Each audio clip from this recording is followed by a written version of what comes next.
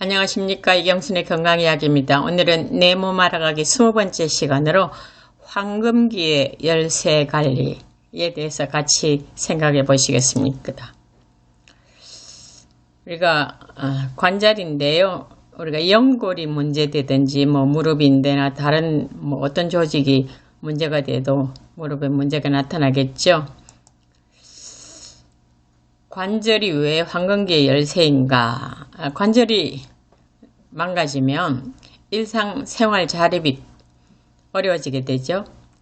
향유할 수 있는 삶의 공간에 제한을 받습니다. 못 움직이니까요. 못 움직이면 우리가 삶의 질이 한 80~90%가 떨어진다 그러죠. 갑자기 그러면 우울감이 굉장히 높아지고 자존감이 떨어집니다. 보행은 혈액순환, 심혈관 및 호흡기 건강, 소화기 건강, 스트레스 해소에 필수적이고 65세 이상에서는 보행 속도가 남은 수명과 비례할 정도로 생존 및 기능 유지의 핵심 지표가 됩니다. 여러분 관절 상태가 어떠신지 한번 이렇게 확인해 보시죠. 아침에 일어나시면 30분 정도까지 관절이 뻣뻣하고 움직이기가 힘드신지요? 계단을 오르내릴 때 무릎에 통증을 느끼시는지요?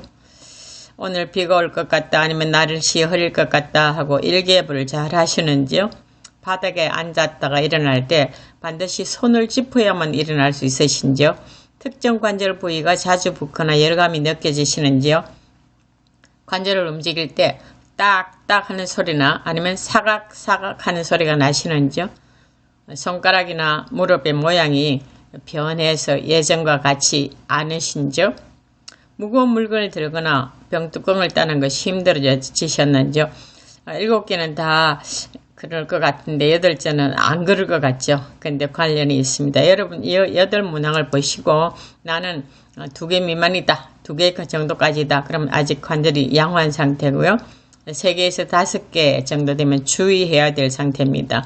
관절 노화나 초기 염증일 가능성이 많고요. 6개 이상이다.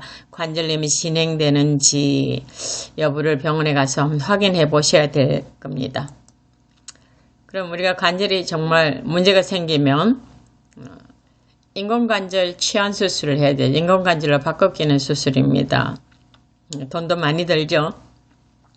자, 엑스레이 상에서 말기 관절염이나 아니면 심한 외상 후에 관절 연골 재생이 안 되는 경우, 또 약을 먹는데도 걷지 못하고 잠도 제대로 못 자는 정도의 통증이 있는 경우, 약물치료, 주사치료, 물리치료, 운동과 재활치료를 포함한 생활습관 교정의 보존적 치료를 다 했는데도 실패했다.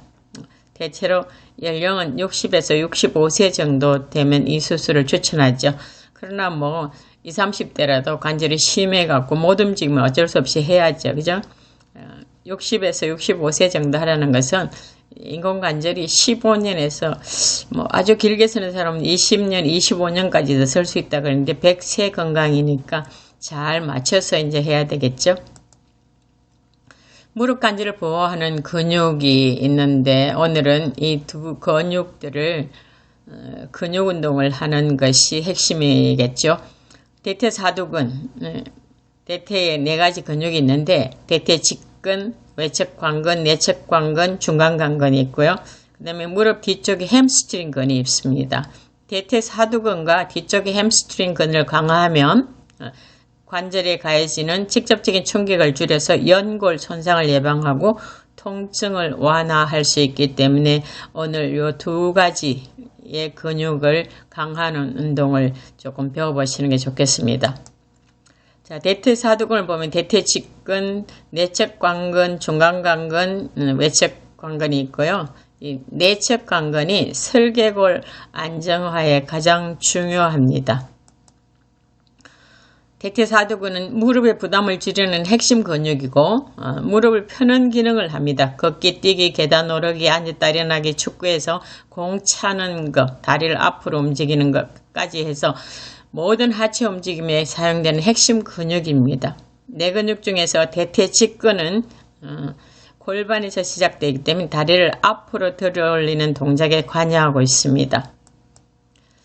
무릎 안 아프게 대퇴사두근을 강화하는 법, 굉장히 좋은 것입니다. 벽 스쿼트입니다.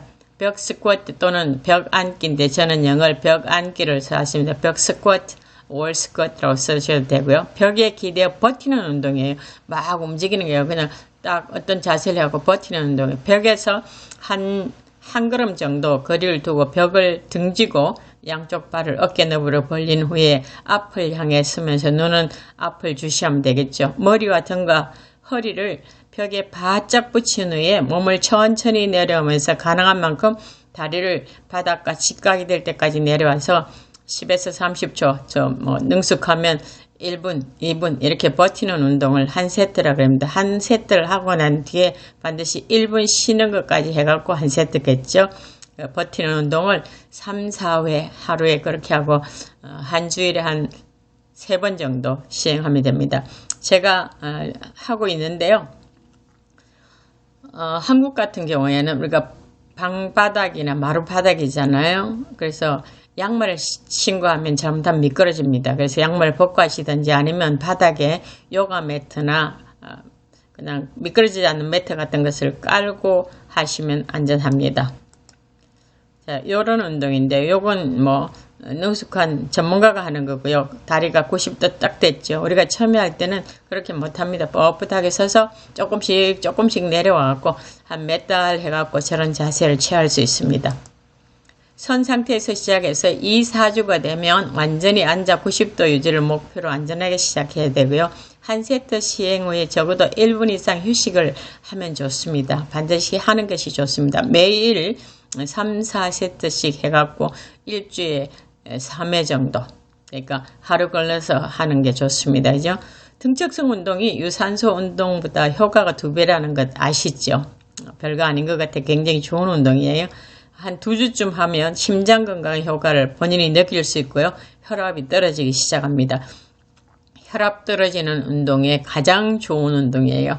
한 달 후 정도 되면 하체 근력이 강화되기 시작합니다. 요즘같이 추운 날씨에 밖에 나가서 못하시면 안에서 이런 운동으로 대체하시면 좋겠습니다. 그 다음 햄스트링 근육인데요. 이 뒤에서 보는 거죠. 대퇴 이두근, 방근형근, 방막형근 이런 근육들인데 이게 무릎 오금을 쭉 펴주는 운동이에요. 오금 펴주는 게 굉장히 중요합니다. 오금이 안 펴지면 무릎이 자꾸 뒤로 이렇게 꺾이게 되죠.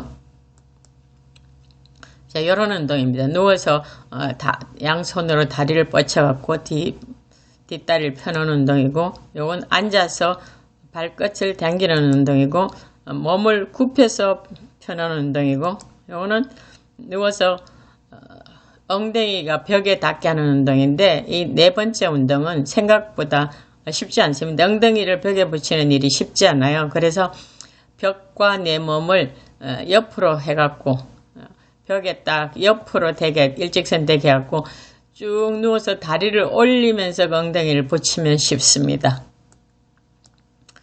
햄스트링 근육이 짧아지면 무릎이 항상 살짝 굽혀진 상태를 유지하게 되겠죠.